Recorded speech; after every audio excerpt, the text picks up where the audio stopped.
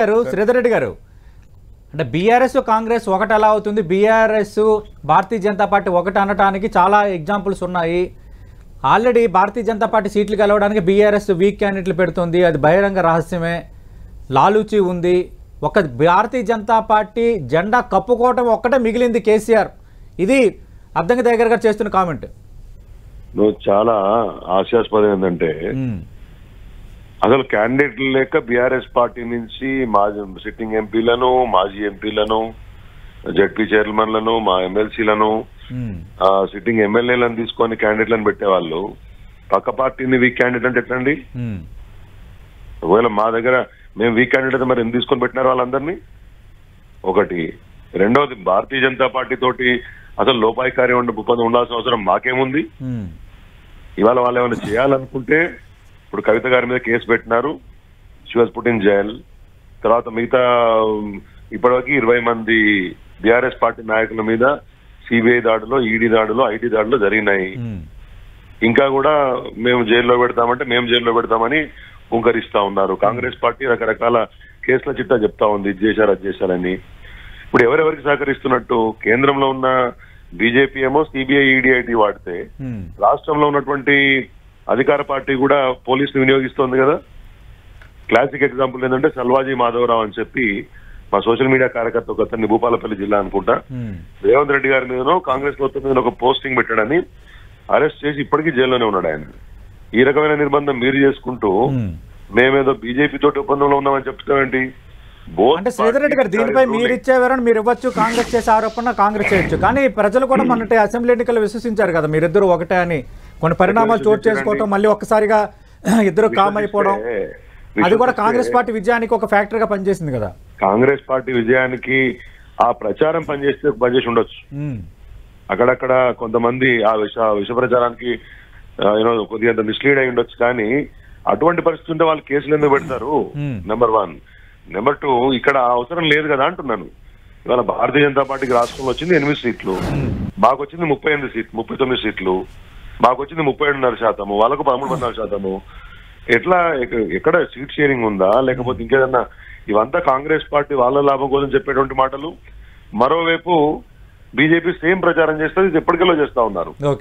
ఇద్దరు కూడా ఒక వనప్మాన్షిప్ కోసము మమ్మల్ని దాంట్లో లాగే ప్రయత్నం చేస్తా ఉన్నారు. ఇది నిజం కాదు, ప్రజలకు అర్థం అవుతుంది. అట్లా ఉండాల్సిన అవసరం మాకు లేదు. ఇకపోతే పదే పదే కేసీఆర్ గారు అంటున్నారు, పరుగులు అంటున్నారంటే మేము అనేది ఇది కాసేపు పక్కన పెడదాం. కొడంగల్లో, నారాయణపేటలో రేవంత్ రెడ్డి గారి యొక్క ప్రసంగాన్ని మీరు ఒకసారి వెనుక తెచ్చి చూడండి, రీప్లే చేసి చూడండి. ఏం చెప్పారు? నన్ను, నా ప్రభుత్వాన్ని, నా అధికారాన్ని కూలదేయడానికి కుట్ర చేస్తున్నారు. ఎవరు కుట్ర చేస్తున్నారు? ఈ షుడ్ సే దాట్. మా ప్రభుత్వాన్ని కూలగొడితే అని ఒకసారి అప్పుడేదో ఒకసారి కడియం శ్రీహరి గారు యథాలాపంగా ఆయన ఎక్స్ప్లెనేషన్ ఇచ్చిండు కాంగ్రెస్ లో పోయిన తర్వాత. ఈ అక్కడ ఎక్కువగా తగవులు ఉంటాయి, ఎక్కువగా గ్రూప్ తగాదాలు ఉంటాయి, ఉంటదో ఉండదో అని యథాలాపంగా అన్న దాన్ని మీడియా చిట్ చాట్ లో పెద్ద హైలైట్ చేశారని ఆయన కాంగ్రెస్ పార్టీలోకి వచ్చిన తర్వాత వివరణ ఇచ్చారు. ఆయన ఒక్కసారి అన్నారు లేదో 10 మంది మంత్రులు అదే విషయాన్ని ప్రస్తావించినారు. ఏమంటున్నా, వై ఆర్ యు ఇన్సెక్యూర్? ప్రతిపక్షంలో ఉన్న వాళ్ళము ఖచ్చితంగా కొన్నిసార్లు కొన్ని మాటలు మీరు మాట్లాడుతున్న దాన్ని బేస్ చేసుకొని మాట్లాడతాం.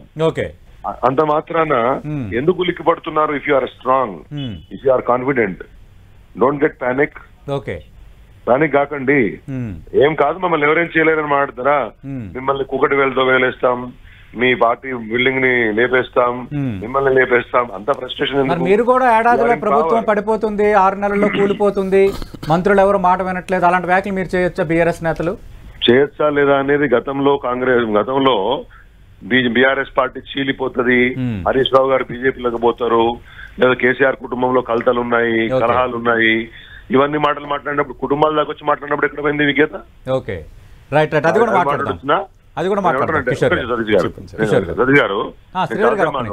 నేను చెప్పేది ఏంటంటే, మరి ఇవన్నీ మాట్లాడొచ్చునా? వీళ్ళు ఏకనాథ్ షిండేలు అవుతారు, వాళ్ళు ఏకనాథ్ షిండేలు అవుతారు. బీజేపీ వాళ్ళు కూడా మాట్లాడారు కదా, ఫలానా వాళ్ళు వస్తారు. సొంత సీటు గెలిపించుకోలేరు, సొంత పార్లమెంట్ లో ఒక సీటు గెలిపించుకోరు, అసెంబ్లీ సీటు. ఉన్న సీట్లలో పరిశాన్ అవుతారు, ఉన్న స్థాయిలో ఉంటారు పార్లమెంటరీ బోర్డులలో. ఇక్కడ మాత్రం గలీలో మాత్రం జనతా పలకరించారు. వాళ్ళు కూడా ఏకనాథ్ షిండేలు వస్తారు, వీళ్ళు వస్తారు, వాళ్ళు వస్తారు. ఇవన్నీ ఎందుకు మరి? మీరు హుందాగా ఉంటే మేము హుందాగా ఉంటాం, మీరు పద్ధతి విమర్శలు చేస్తే పద్ధతి విమర్శలు చేస్తారు. ఇప్పుడు ముందుగా శ్రీధర్ గారు మాట్లాడండి.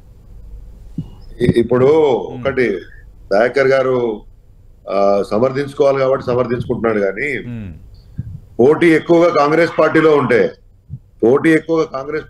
బయట నుంచి ఎంత తీసుకుంటారండి? సమర్థులు కాంగ్రెస్ పార్టీలో ఉంటే బయట నుంచి ఎంత తీసుకుంటారండి? అది కూడా సిట్టింగ్ ఎమ్మెల్యేలను తెచ్చుకొని టికెట్ ఇచ్చుకోవాల్సినంత పోటీ ఏంటో నాకు అర్థం కావాలి. దీన్ని పోటీ అనరు, అక్కడ చేతనైనంత సమర్థులైనంత క్యాండిడేట్లు లేరు అని అర్థం.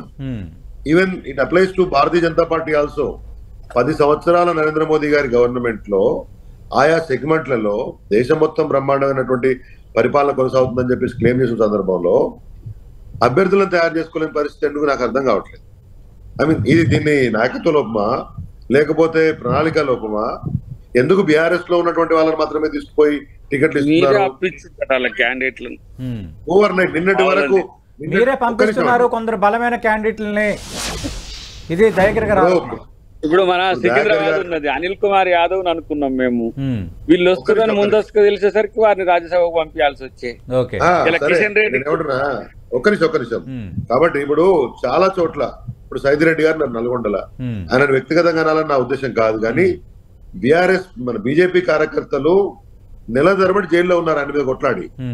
ఒక్క రాత్రిలో నల్గొండకి సైదిరెడ్డి గారు బలమైన లీడర్ ఎట్లా అవుతాడు? అరుణ్ రమేష్ గారి మీద అగైన్ చెప్తున్నాను, వ్యక్తిగతంగా నా ఉద్దేశం కాదు, అనేక రకాలుగా దుమ్మెత్తి పోసినారు. ఇవాళ కరెక్ట్ గా బలమైన అభ్యర్థి ఎట్లా అయినారు అంటే ఏంటంటే, ఇవాళ మాటలు చెప్పడం కాదు, ఏ పార్టీ నుంచి ఇస్తే ఏ పార్టీలో తీసుకొని సీట్లు ఇచ్చినారు. కాబట్టి మళ్ళీ మేమే గెలుస్తాము, double digit I'm predicting double digit అనేది ఏమంటారు మిగతా నేతలు సీతారాం నాయక్ కానీ. ఇప్పుడు శ్రీహరి గారు సిట్టింగ్ ఇక్కడ ఆయన డాక్టర్ని పిలిచి మరి టికెట్ ఇచ్చారు. సీతారాం నాయక్ గారు అంటే ఓకే, ఒక స్పెషల్ కేసు, ఆయనకి ఏం బాధ కలిగిందో ఆయన పోయాడు. గిరిజన నాయకుడు ఒక ప్రొఫెసర్, ఆయనకు టికెట్ ఇచ్చారు, డిఫరెంట్ కేసు ఆల్టోగెదర్. బట్ మిగతా వాళ్ళ మీద చేసిన అవినీతి ఆరోపణలు కానీ, మిగతా మీద చేసినటువంటి కేసులు కానీ ఇవన్నీ పోయి ఒక్క రాత్రి ఇక్కడ బలమైన క్యాండిడేట్ ఎట్లా అయిపోతారు నాకు అర్థం కాలే కాన్సెప్ట్. అంటే మీ దగ్గర లేరు, మీ దగ్గర ఉన్నటువంటి నాయకత్వం మీద మీకు విశ్వాసం లేదు, మీ నాయకత్వం మీద మీకే విశ్వాసం లేకపోతే ప్రజలకు ఎట్లా విశ్వాసం వస్తుంది?